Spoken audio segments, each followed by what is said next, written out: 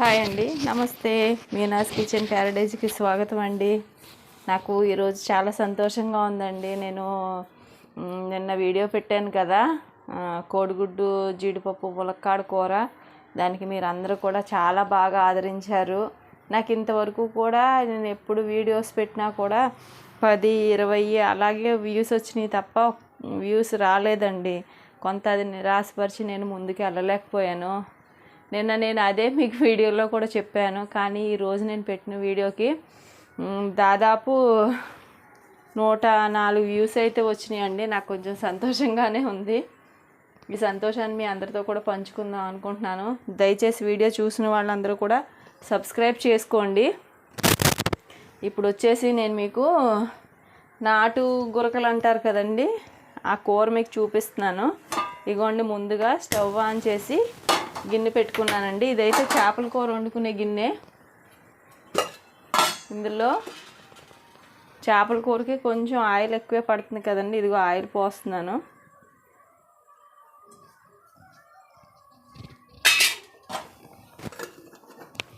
ఇదిగోండి, ఇవి నాటు గురకలు అంటారు.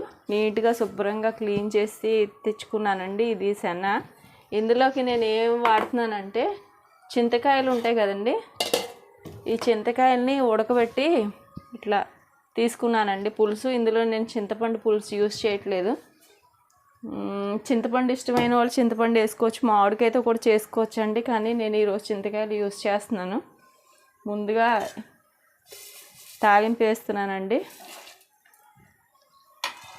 దీనికి వచ్చేసి ఇలాగా 2 మీడియం సైజు ఉల్లిపాయలు అండి, ఒక 10-15 లాంగ్ మొగ్గలు వేసాను. ఒక అంగుళం దాల్చిన చెక్క ముక్క, యాలక్కాయలు వేసి అల్లం వెల్లుల్లిపాయ పేస్ట్ వేసి ఇట్లా మిక్సీ తిప్పుకున్నాను. ఒక స్పూన్ ధనియాలు వేసి ఆయిల్ హీట్ అయిన తర్వాత ఇందులో మీరు ములక్కాడలు ఉంటే ములక్కాడలు కూడా వేసుకోవచ్చండి.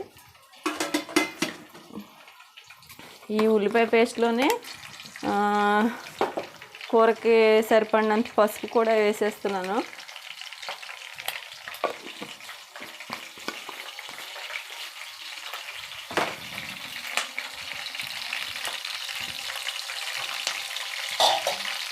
ఇదిగోనండి, పచ్చిమిరపకాయలు, జీలకర్ర, కొంచెం మెంతులు, కరివేపాకు వేసాను. అవి అయిపోయిన తర్వాత ఇలాగా ఉగ్గు పెట్టుకున్న ఉల్లిపాయ కూడా వేసేస్తున్నానండి. ఈ కూర వచ్చేసి చిట్టి చేపలు ఏదైనా కూడా చింతకాయలు సీజనల్గా దొరుకుతూ ఉంటాయి కదండి, చింతకాయలతో వండుకుంటే ఆ టేస్టే వేరుగా ఉంటుంది.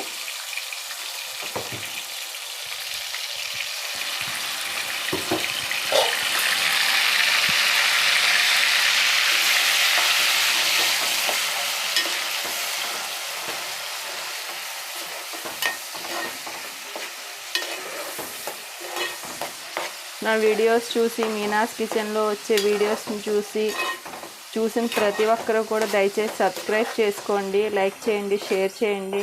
ఇది నేను మరీ అందరినీ రిక్వెస్ట్ చేస్తున్నానండి. మొన్న పెట్టిన కొబ్బరి పచ్చడి 48 అవర్స్ అవుతుందండి, 20 వ్యూస్ వచ్చినాయి. కానీ నిన్న పెట్టినటువంటి వీడియోకి మాత్రం దగ్గర 104, 105 వచ్చినాయండి. ఇప్పుడు ఇది ఇలా మగ్గుతూ ఉంది కదండి,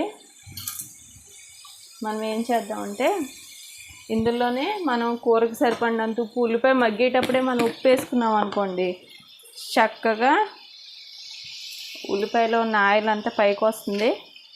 ఉల్లిపాయ కూడా మగ్గుతుందండి బాగా.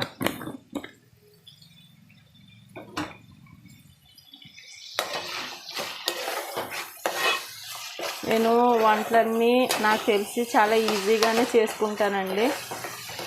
అప్పుడు మా అమ్మ వాళ్ళు అన్నీ రెడీ చేసుకుని పెట్టుకుని కూరలు చేసేవారు. అదే నాకు అలవాటు అయిందండి. ఇదిగోండి, చక్కగా ఆయిల్ అంతా ఇలా పైకి వచ్చేస్తుంది కదా.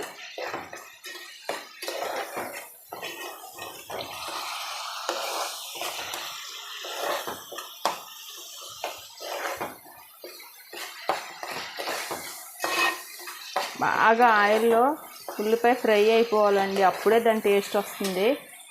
ఈ లోపల నేను కూరకి సరిపడి ఒక 5-6 చింతకాయలు ఇలా ఉడకబెట్టేసుకున్నానండి, పులుపుకి సరిపడి. ఇప్పుడు వాటిని చక్కగా పిసికేసుకుంటున్నాను.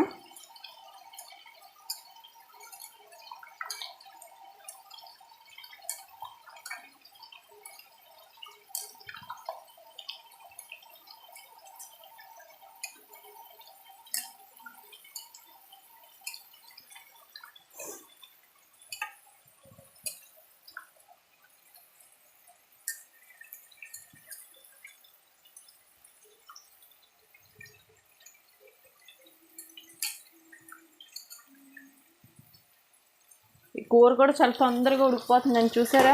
ఉల్లిపాయ అంతా చక్కగా ఇలా ఫ్రై అయిపోయి ఆయిల్ మొత్తం వదిలేసింది. అంటే ఉల్లిపాయ ఫ్రై అయిపోయినట్లు లెక్కండి. ఇప్పుడు మనం ఏం చేద్దామంటే ఈ కడిగి ఉంచుకున్న చేపలు ఉంటాయి కదండి, ఇవన్నీ వేసేసుకుందాం. ఇందులో ఉన్న శన మాత్రం ఇప్పుడు వేయకూడదండి. కూర ఇంకొక 5 నిమిషాలు కట్టేస్తాం అనగా అప్పుడు మాత్రమే వేసుకోవాలి. ఇదిగోండి, కారం వేయలేదేంటి అనుకుంటున్నారు, ఇప్పుడు వేస్తానండి. కారం వేస్తే ఏమవుతుందంటే ఆయిల్ అలాగ పైకి రాదండి. అది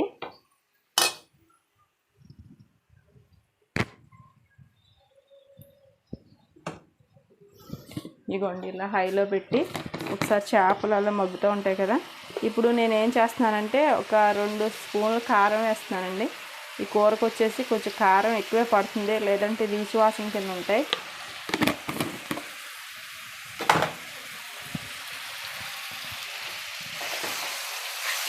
ఈ గురకల్ని గరిటతో కలిపినా ఏం అవ్వండి.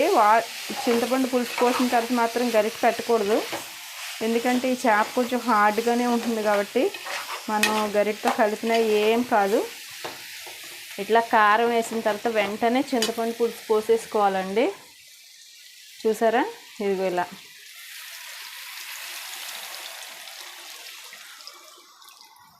చెయ్యి అడ్డు పెట్టుకుని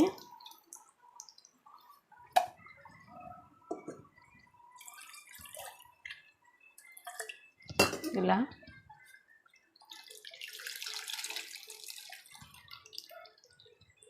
కొంచెం వాటర్ కావాలంటే పోసుకోవచ్చు. ఇప్పుడు చక్కగా ఒక్కసారి ఇలా కొంచెం గరిటతోటి ఇలా అనేసి మూత పెట్టేసుకుందామండి. కొంచెం వాటర్ కావాలన్నా పోసుకోవచ్చు. పులుపు తినేవాళ్ళు ఇంకా ఎక్కువ కావాలనుకుంటే వేసుకోవచ్చండి. అంతేనండి, కూర వండుకోవడం కూడా చాలా ఈజీ. మీరు ఈ కూర వండుకొని తిని చూడండి. నేను మళ్ళీ దగ్గరికి వచ్చిన తర్వాత మీకు శనేసినప్పుడు కూడా మీకు నేను వీడియో చూపిస్తాను. కూర 50% ఉడికిపోయిన తర్వాత మనం ఆ సొన వేసుకోవాలండి.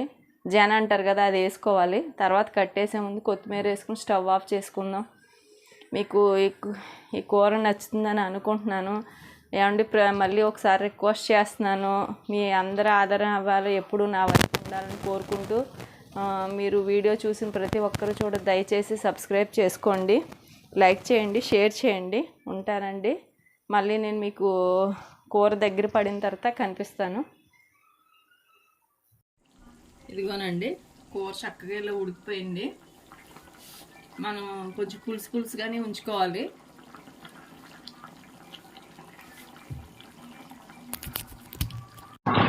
ఇదిగోనండి, కూర చక్కగా ఇలా నీట్గా ఉడికింది. దీన్ని మనం ఇప్పుడు గరిటె పెట్టకూడదు. ఇదిగోండి ఇలా కొంచెం కదుపుకుని కొత్తిమీర వేసుకుని కట్టేసుకోవడమేనండి. స్టవ్ ఆఫ్ చేసేస్తున్నాను. ఇప్పుడు మనం కొత్తిమీర వేసుకుని ఒక 2 నిమిషాలు వేడి తగ్గిన తర్వాత కొత్తిమీర వేసేసుకోవడమే. మీకు ఈ కర్రీ నచ్చితే కనుక అందరూ వండుకోండి. ఇది నా స్టైల్లో నేను వండాను. మీకు అందరికీ కూడా నచ్చుతుందని అనుకుంటున్నాను, ఎందుకంటే మనం ఇందులో చింతకాయ పులుసు వేసాం కాబట్టి చాలా టేస్ట్ వస్తుంది. మీనాస్ కిచెన్ ప్యారడైజ్ని అందరూ సబ్స్క్రైబ్ చేసుకోండి, లైక్ చేయండి, షేర్ చేయండి. నన్ను అందరూ మీరు ఆదరిస్తారని మనసారా కోరుకుంటూ బాయ్ అండి, నమస్తే. ఇగోనండి, కూర ఇలా ఉడుకుతుంది కదా. ఇవి ఉడికేటప్పుడు మీరు ఉప్పు చూసుకోండి. ఉప్పు, కారం, చింతపండు పులుపు ఇవన్నీ సరిపోతాయి. నా ఉజ్జాయింపు అయితే నాకు అన్నీ సరిపోతాయండి. ఇప్పుడు ఈ జన వచ్చేసి ఇలాగా కూరలో 50% ఉడికిన తర్వాత వేసేద్దామండి. ఇలాగా ఇది వేసిన తర్వాత ఒక 2 నిమిషాలు ఏం కలపొద్దు.